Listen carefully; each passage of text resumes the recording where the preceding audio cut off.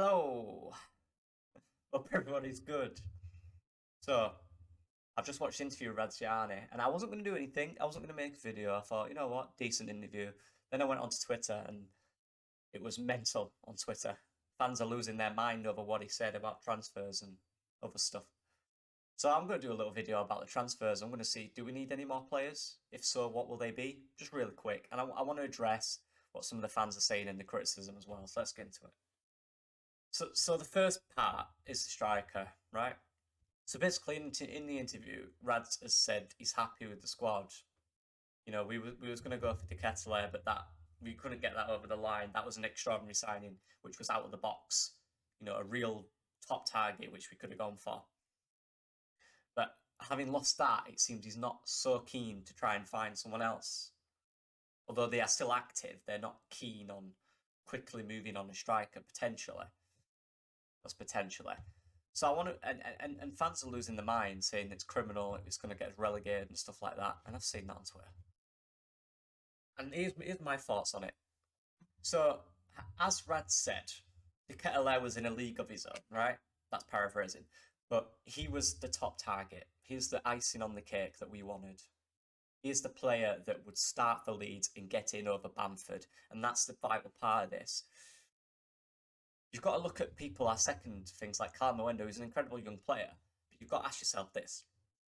If he is fit, will he start over Bamford? Bamford is fit. And I don't think he does. Bamford is Leeds as number one, unless it's an extraordinary talent like Charles that comes in. I don't think Callie's at that level yet. And I don't think he'd be number one. So, and then you've got Joe Gelhardt and the comparison between Callingo and Joe Gelhardt. So you've got to say, Callum Mwendo would come in as a backup to Bamford, potentially, right? And you've got to ask yourself this. So he also said we are a development club. We want to develop young players and show the world that we are a club that can develop your young player and send them to a big team. That's what we want the vision as being. If we bring in a young Callum Mwendo who doesn't start over a 28-year-old Patrick Bamford, we're going to lose that status and we're not going to be able to attract younger players. Right? Of course, the risk in this is Patrick Bamford could be fit. But for me, the risk in the club, and that's what I imagine they're thinking is, we spend 20 to 25 million on Callum Mwendo to sit on the bench for Patrick Bamford, who's 28, who's starting and scoring goals for Leeds United. Because if Patrick Bamford's fit, he is our number one. Jesse said that. He is our number one, and they back him to be our number one. So any players around him are there to put pressure on him and help him improve. Right? So that's the first issue. The second issue is to do with Gelhardt. So you've got to ask yourself then, all right, Bamford's injured, Callum Mwendo comes in. Okay, good. Then what's for Gelhardt? radrizzani mentioned Gelhardt in his interview today, specifically saying really looking forward to him this season. So if you bring Callie in, Gelhardt's third choice. He won't play minutes. It will block his development. And his ceiling is very high. His potential is very high, right? So you've got to ask yourself, although Callum Mwendo is an incredible young player, and I would 100% back him coming, the club's consideration in why they're taking the time is because they don't want to block development and they don't want to give Callum Mwendo false hope and say you will be first team, because they won't say you'll be the first striker. They'll say Patrick is our number one. You're going to have to fight for it. They can't promise him that he's going to start. He will start if Bamford isn't fit or isn't scoring. And I think if Bamford plays, he scores. And with the Joe Gelhardt thing, this year's big for him. He's just signed a new long-year deal for the club. And I think this really could be a proper breakout season. We could score around 10-ish goals in the Premier League. I genuinely believe that. Does Callie get more than that? I know, I guess people say it's an option, but I don't think Callie wants to be an option. Callum Mwendo, I say Callum Mwendo plays like that in our development model would want to start for Leeds and impress European clubs, big European clubs. That is our model. That is what Rad said. So you've got to question that. That's the risk the club are taking, right? That's what they're considering. They're not saying they're not going to do it. They're going to look at options. They are active. They need the right person. Don't get me wrong, I think Calmuendo brings a lot to Leeds. I'd love to see him play. Other players like that. But the club, I understand the club's thinking. I understand it.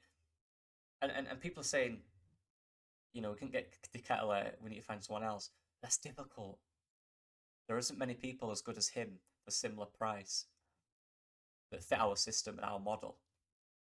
Like you look at, people saying we need to get a 20 goal a season striker in. That doesn't exist for Leeds United, unfortunately, unless you get extremely lucky with recruitment. There's no current striker in Europe, apart from maybe De Ketelaere, who is potentially going to get you 20 goals in the Premier League that fits our model, our structure. It doesn't exist. The top goal scorers in the Premier League last year was Salah and Son, who scored, 23, 24? Similar to what we're wanting from a striker. And you've got Patrick Bamford there, who scored 17 goals in his first season. When he's fit, we know Patrick Bamford will score goals. I believe anyway. The club believe. So if we can keep Patrick Bamford fit, you see the real problem for a young striker that we bring in. It tarnishes our vision to other people as well, how we've seen throughout Europe. Oh, they didn't develop Cali, they didn't develop this guy because 28-year-old Bamford was playing. Do you know what I mean? So that's the risk. And that's where I think the club's coming from. That's what I understand from the club. I do understand it that way. Having said that, I would still take him. That's for them, the club, to decide the issues. Obviously, if he accepts a contract from Leeds, they must have told him he will not be number one. He's got to fight for that, which is good. Then I'm just worried about Gelhardt. So I switch it around. I put Gelhardt in Cali's position. If he was on at Lens last season, where Cali was, Joe Gelhardt, do you reckon he'd have scored 10, 13 goals like Cali did? I think he would have done. And we've got to be really careful with Gelhardt. He's a really good young player with a very high ceiling. We can't tarnish that development. So this is the decision the club have got to make, and this is why I'm glad I'm not making it. But I'm seeing a lot of negativity around it, but you've got to consider what they are thinking, and this is what they are thinking. I think in terms of left back, I think that's a lot more simple. I think originally Jesse backs his players. He likes to back his players. That's what he does, and that's why I love him. He's so good like that. And he backed Firpo to succeed. Firpo got injured. He then mentioned maybe we need a new left back. He's obviously been very impressed with Pascal in training about the last few weeks. And maybe suggested the club said, we don't really want to look in that market. So he's gone, right, we'll work with Pascal. And people are really worried by that. But for me, right, the reason if we got relegated would not be because of a left back. It would be because the entire system failed. Not one position. That will concede us goals potentially. It's not the reason we're going to get relegated. The reason we'd get relegated is because the entire system failed and the players didn't perform. It's that simple. So I get the left back thing, but I honestly, I'm not sure it's extremely vital. I would love a left back, don't get me wrong, but it's not the difference between us staying in the Premier League and getting relegated at all, in my opinion. And there's a lot of people saying, no, he's not spent a penny. It's all revenue from the sales we've made. No, that's rubbish. The sales we made are players he bought. He's then sold those players for 100 million, 2 players for 100 million. He's then reinvested all of that money into the squad. That is a good model. You reinvest your assets. They are assets to the team, to the club. You sell them for more money. That is a good model. He has spent all the money on players he needs. He's not been tight with it. He's not sold them for 100 million and said, right, we'll have 50 for the transfer. He said, if you need a player within our thing, we will sign him or we will attempt to sign him. In my opinion, that's what he's done. So all this saying, it's come from player sales, that's irrelevant. He still spent 100 million that he could have put in his back pocket, but he didn't. He spent it on the team because he wants the team to do well, obviously. So I'm not hearing that. I'm sorry, I'm not. That's his money. He's give all of it to the transfer budget, and he's still willing to spend more on a striker. We've seen this with De Ketelaere. That's spare money from Rafinha, or extra money, whatever. And he wants to spend that on a good player that is going to give value to the squad. Of course, they need to be of value. Of course, that's important. Development and being an area of the club where we can then grow, right? Both commercially with stadium growing. That helps bring traffic to the club. That helps better players will want to come to the club. It's a brand. You are a brand. That's just my opinion. Finally, just quickly, back Jesse Marsch. I'm seeing so much negativity on Jesse. For what? He talks a lot. Yeah, I love it. I love hearing what he says. He also had 50-minute interviews, 50-minute press conferences where he spoke a lot. No one complained, and no one understood what he was saying for the most part. So stop getting on his back for no reason. If the performances are really bad and we're not winning, I'd understand it. But that's not the case. The season's not started, and people are already saying, "Oh, what? After 5 games, he gets sacked. You know, he doesn't play well. Should we sack him?" No. The season isn't done over 5 games. It's progression. So many teams that start off bad and then end up finish really well. Manchester City always start off not too great. They don't sack Guardiola after a few games. You know, just give the man a chance. He's getting so much hate, and I just don't understand it. I really don't. We brought in 6 quality players. Yes, I'd like 1 or 2 more. I'd like it. But I don't think it's pivotal for staying up. I really don't. I think what we've got is good enough. The luck then comes with the injuries, right? Like I said, luck is huge in football. Injuries is so big. But we can't manage that. There's nothing we can do about that. That's the players, their bodies, right? There's nothing else to say. You know, I'm quick to just get. So I'm seeing all these people talk about, like, you know, all the players who signed are unproven, and I mean other fans, not our fans. Our fans seem to be very happy the player's good.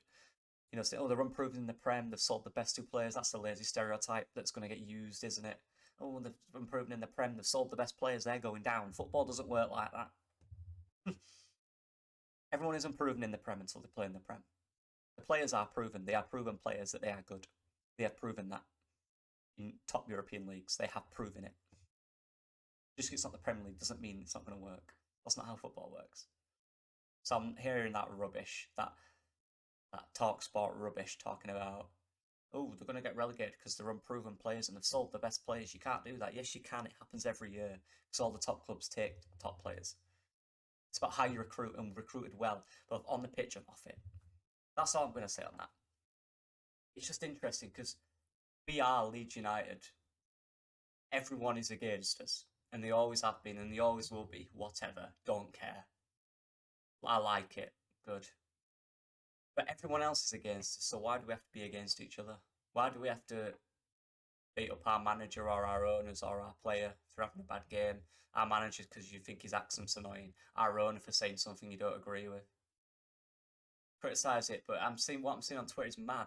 Let's just stick together. What's the motto? What's the saying?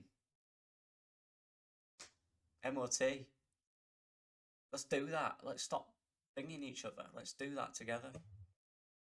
Don't agree with each other. We don't agree with each other. I love opinions. Opinions are great. But, you know, when it comes down to individual players and people, let's just not be so quick to criticise. Let's just reflect a bit before we spout out on Twitter saying they're rubbish, they need to go, this is wrong. You know, let's stick together because everyone thinks we're going down this season. Let's prove them all wrong. Let's stick together and prove all the Premier League that we're actually a decent team and we're going to do really well. So yeah, that's all I've got to say. I'm looking forward to tomorrow. Really, I'm so excited. You know, whatever the result, let's just see potential. Let's see progression. Let's back the boys, back the lads, back everyone, back Jesse, back the players. That's everything. I'm looking forward to tomorrow. I can't wait. I need to get this off my chest. That's what the videos are for, right? If you please like and subscribe, I really appreciate it. Comments. Tell me your comments. I want to know your opinions. Get in the comments. But yeah. See you tomorrow, I guess. Leeds.